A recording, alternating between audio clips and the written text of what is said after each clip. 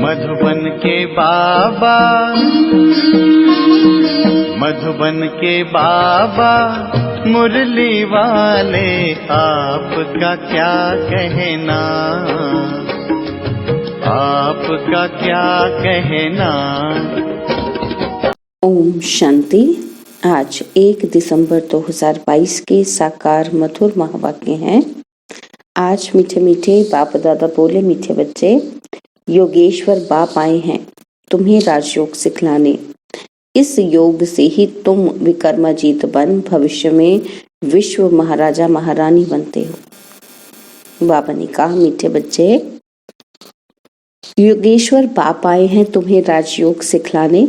इस योग से ही तुम विकर्माजीत बन भविष्य में विश्व महाराजा महारानी बनते हो। बाबा आज प्रश्न पूछते हैं कि विकर्मों से बचने के लिए कौन सी प्रतिज्ञा याद रखो।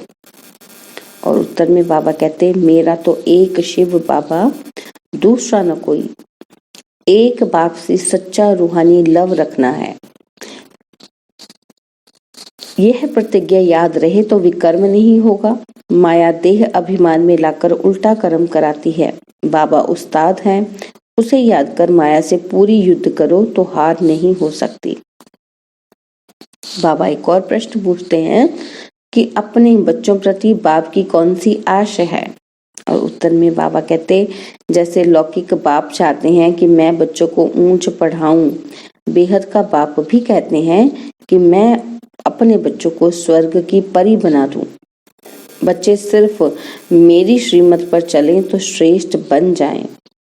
मुरली का गीत है, तकदीर जगाकर आए हूं। ओम शांति। मीठे मीठे बच्चे जानते हैं कि हम अपनी नई तकदीर बनाने यहाँ आए हैं। किसके पास?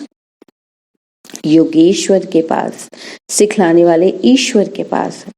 इसको कहते हैं राजयोग। ईश्वर योग सिखलाते हैं। कौन सा योग? हठ योग तो अनेक प्रकार का है।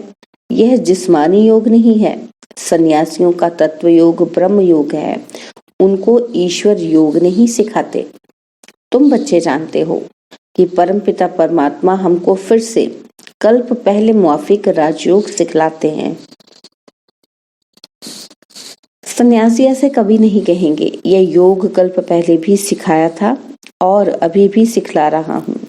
तुम बच्चे कह सकते हो कि वह हठ योगी राजयोग सिखला नहीं सकते हैं।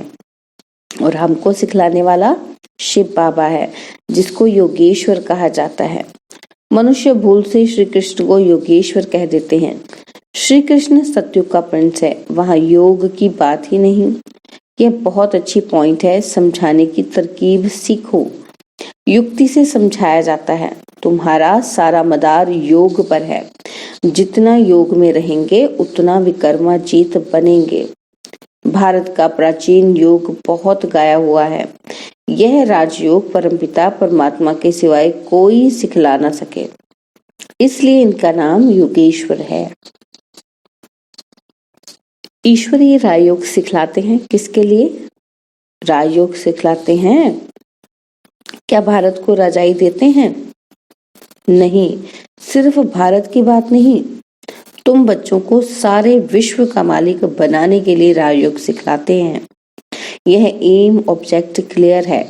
भल राजाई कोई टुकड़े पर करेंगे, विश्व में तो नहीं करेंगे, परंतु कहने में आता है विश्व का मालिक।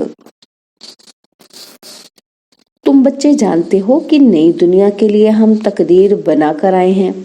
सारी विश्व नई बन जाती है। कैपिटल भारत है। तुम्हारे नए विश्व में भी कैपिटल दिल्ली होगी।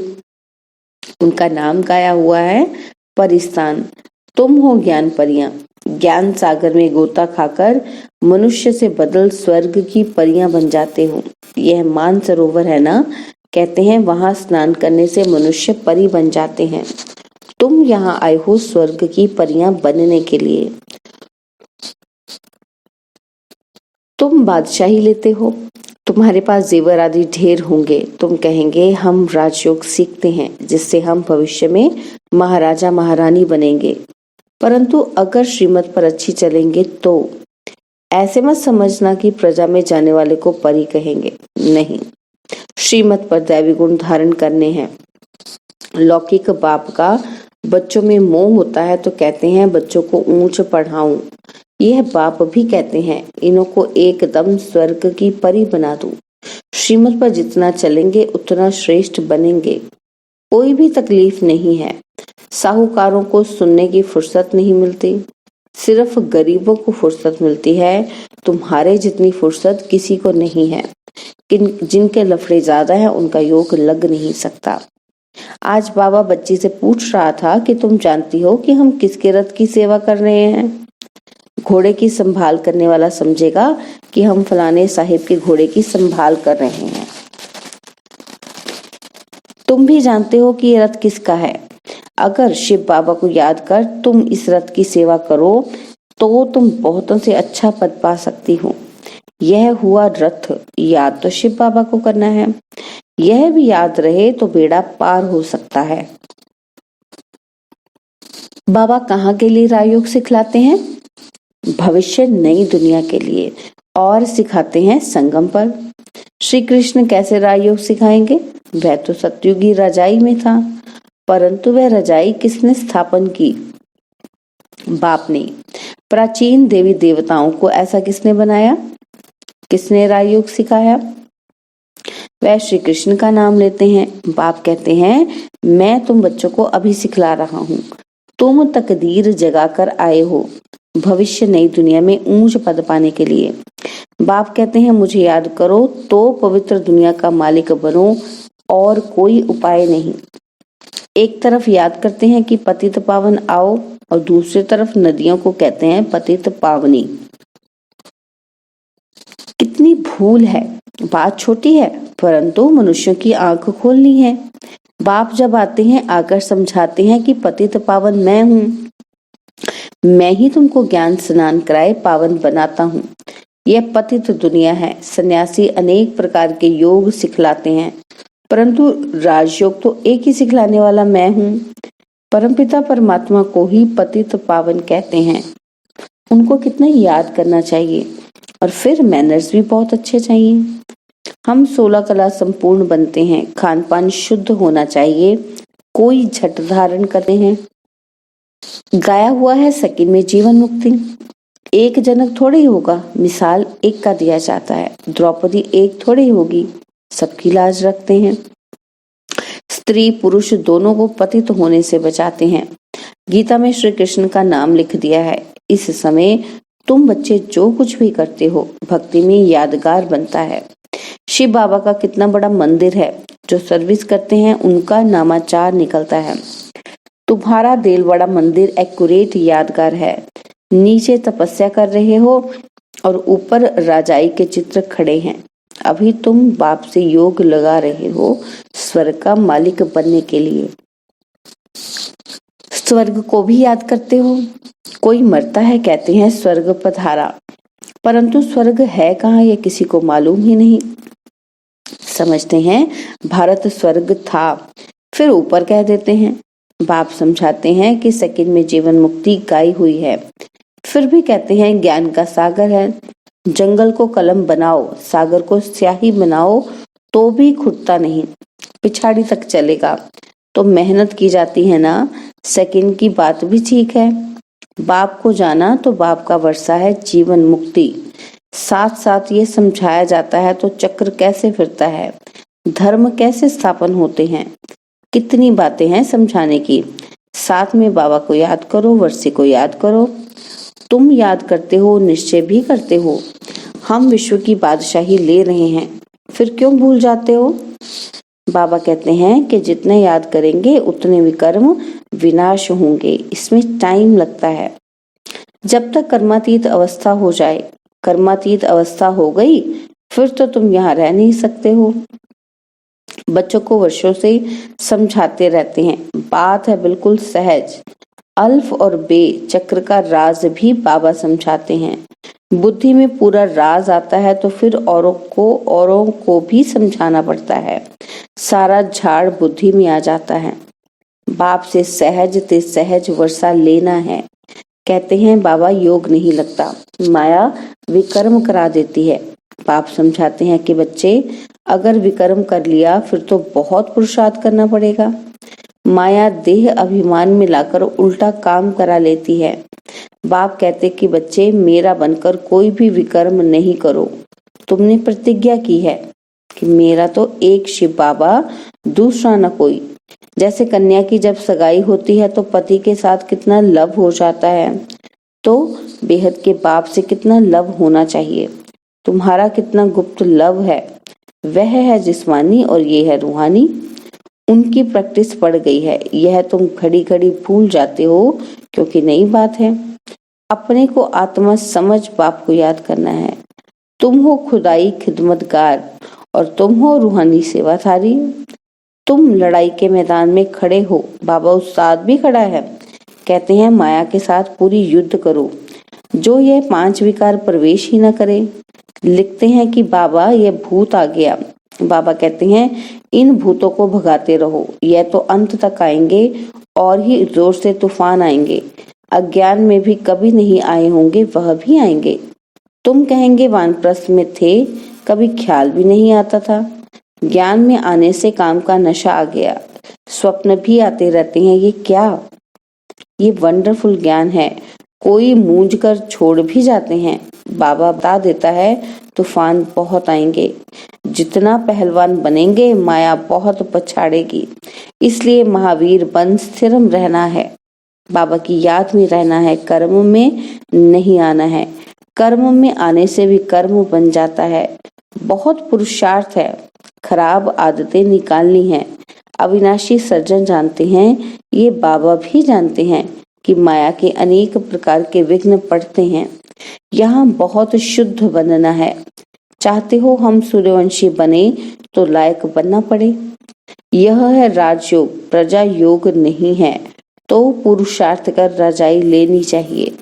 तुम युक्ति से गुप्त रीति से कहाँ भी जा सकते हो। बोलो हमको बताओ, हम किसको याद करें जो हम दुख से छूट जाएं।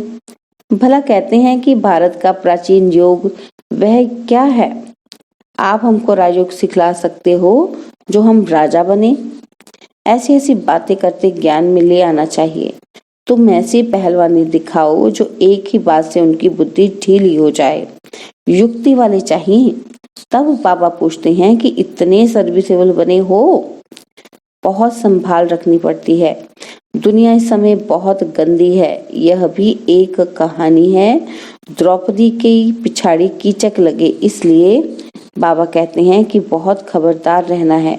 मूल बात है राजयोग की। किसको भी ये समझाओ कि राजयोग सिखलाया बाप। किसने सिखलाया? बाप ने सिखलाया। नाम डाला है बच्चे का। दूसरी ये बात सिद्ध करो कि गीता का भगवान शिव है, जिससे स्वर्ग का वर्षा मिलता है। समझाने की युक्ति चाहिए। तुम्हारी सर्विस है रूहानी, वह सोशल सर्विस भी जिस्मानी करते हैं। वह है जिस्मानी सोसाइटी और यह है रूहानी सोसाइटी। रूह को इंजेक्शन लगता है, तब कहते हैं ज्ञान अंजन सतगुरु दिया। अब आत्मा की ज्योत बुझी हुई है। मनुष्य जब मरते हैं तो दीवा जलाते हैं, समझते हैं आत्मा अंधेरे में जाएगी। बरोबर बेहद का अंधियारा है। आधा कल्प घृत नहीं पड़ा है। आत्मा की ज्योति बुझी हुई है। अब ज्ञान का घृत पड़ने से रोशनी हो जाती है। अब बाप बच्चों को कहते हैं कि मामेकम याद करो। यह श्री कृष्ण तो नहीं कह सकते कि हम आत्मा भाई भाई हैं, बाप से वर्षा ले रहे हैं। अच्छा, हम कितना समय याद में रहते हैं, ये चार्ट रखना अच्छा है। प्रैक्टिस करते करते फिर वे अवस्था पक्की हो जाएगी। यह युक्ति अच्छी है। सर्विस भी करते रहो, चार्ट भी रखो, फिर उन्नति को पाते रहेंगे। अच्छा, मीठे मीठे सिकिलदे बच्चों प्रति माता पिता बाप दादा का याद प्यार और गुड मॉर्निंग। रूहानी बाप की रूहानी बच्चों को नमस्ते। हम रूहानी बच्चों की रूहानी बाप दादाजी को दिलवा जान सिकवा प्रेम से नमस्ते। ओम शांति। प्यारे बाबा, मीठे बाबा, मेरे बाबा, शुक्रिया बाबा, शुक्रिया बाबा, शुक्रिया बाबा। धारणा के लिए मुख्य सार है। पहला पॉइंट है, कोई भी भूत अंदर प्रवेश ना हो, इसकी संभाल रखनी है। कभी भी माया के तूफानों में मूंझना नहीं है। खराब आदतें निकाल देनी है। और सेकंड पॉइंट है याद का चार्ट रखना है, साथ साथ रूहानी सेवाधारी बन रूहों को ज्ञान का इंजेक्शन लगाना है। बाबा ने आज वरदान दिया कि कोई भी कार्य करते सदा तख्त नशीन रहने वाले बेफिक्र बादशाह भव। कोई भी कार्य करते सदा दिल तख्त नशीन रहने वाले बेफिक्र बादशाह भव। जो सदा बाप दादा के दिल तख्त नशीन रहते हैं वे बेफिक्र बादशाह बन जाते हैं, क्योंकि इस तख्त की विशेषता है कि जो तख्त नशीन होगा वह सब बातों में बेफिक्र होगा। जैसे आजकल भी कोई स्थान की कोई ना कोई नवीनता विशेषता मिली हुई है, तो दिल तख्त की विशेषता है कि फिक्र आ ही नहीं सकता।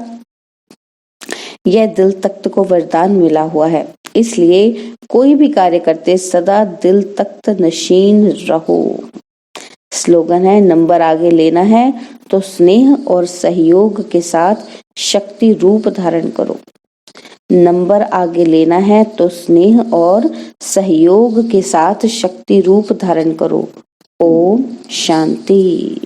और अब यह एक बहुत अच्छी वीडियो भी जरूर देखें।